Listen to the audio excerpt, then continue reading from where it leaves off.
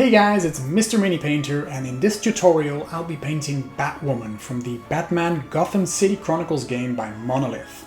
So Batwoman's miniature is a striking one, with her bold crimson cape and her emblem contrasting darkly against her armor of her suit.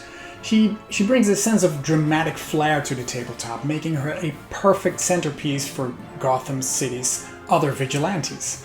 So in this guide I will be showing you the entire process, from priming the colors, base color, shading, highlighting, etc., with a special focus on capturing those vivid reds that really define her look. And the goal is to balance the intensity of her cape and hair against the stealthy tones of her costume, creating a miniature that feels both iconic and battle ready. So ready your brushes, because it's time to bring Batwoman's fearless presence to the board game. And there she is, Batwoman, all primed in black and ready to start painting. I usually use these black primers on darker models and the brighter ones for when I'm using contrast paints, for example.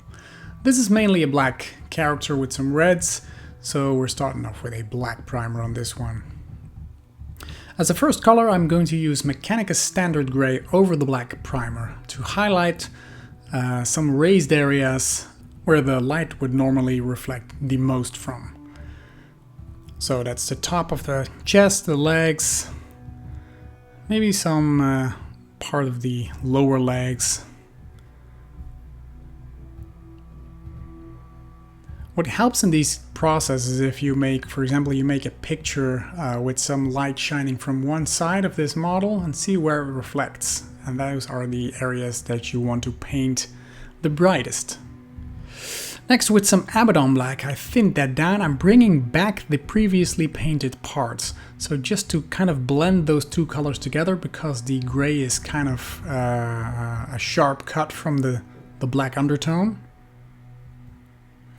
So I'm trying to push back the gray a little bit on the very edges. Once we're there and we're still using our Mechanicus Standard Gray, I'm instantly painting the base as well. Normally I would do this to the last, but when painting with a lot of grays, it's a waste to mix that paint again or clean your brush in between. So I'm just painting this now. Next, we're going to continue on the reds. I'm using Wordbearer's Red as a base tone for the inside of the cloak. The outside will remain black. With this model, it's all about the blacks and the reds. So once you're done with the cape or the cloak, or whatever you want to call it, we're going to continue on the gloves and the boots. And after that, the logo on the chest and the utility belt.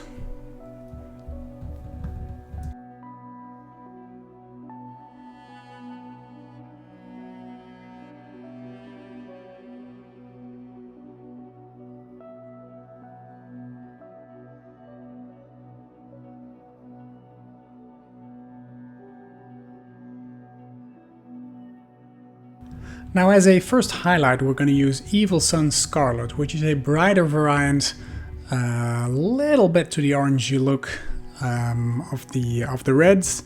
And for this part, we're going to focus on all the top areas. So we're going to add some definition to the cloak, to the belt, the gloves, the boots, basically all the reds, leaving some of the darker shining through. So for example, the back of the boots, the bottom part of the gloves, so the part that would not that would be in the shade, and the same goes for the cloak.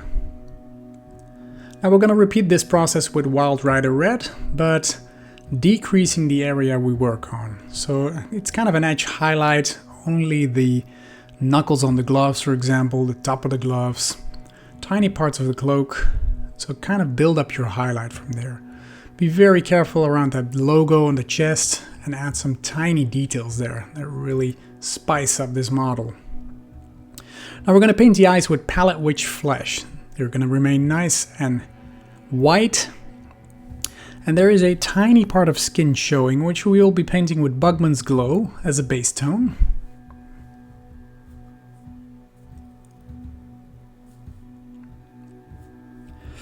Now sometimes I start with the face, sometimes I do it in between. It really depends on the model, basically. This is just a tiny piece of skin showing.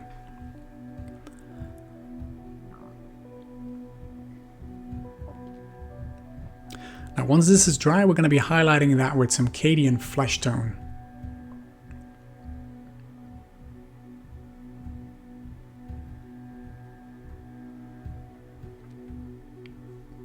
Next up, some Kislev flesh for an extreme highlight here.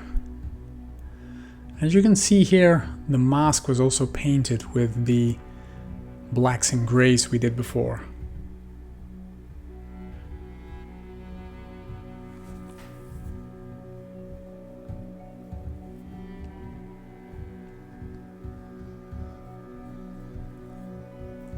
The next part we're going to paint is her lips with some corn red.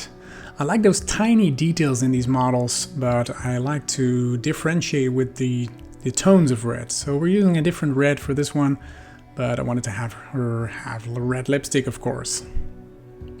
Next is the hair, and we're going to give it a base color of Doomble Brown. Doomble Brown is a nice base to start from when painting red hair, and we're going to build it up from there. At this point you kind of paint everything.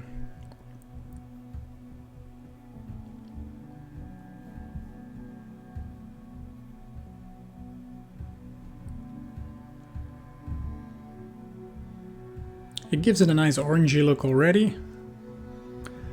We're going to make it a little bit more red by adding some Mephiston red to Doomble Brown and go for the highlights. So hold your brush sideways like this and pick out some of those hair strings.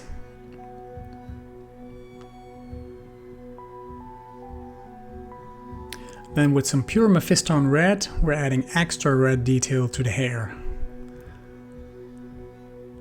Keep decreasing the area that we are painting, so focus on the parts that you would want to be the most highlighted. So the top part of her head, some locks of hair on the side of her head, or maybe the bottom back. The parts that would bounce off the most light are the brightest in general.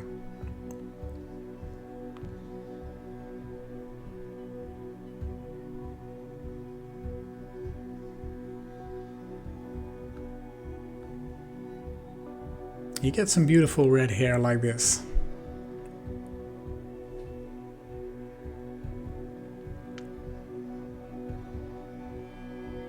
The next thing we're going to do is give the cloak or the cape an edge highlight with some Mechanica Standard Gray.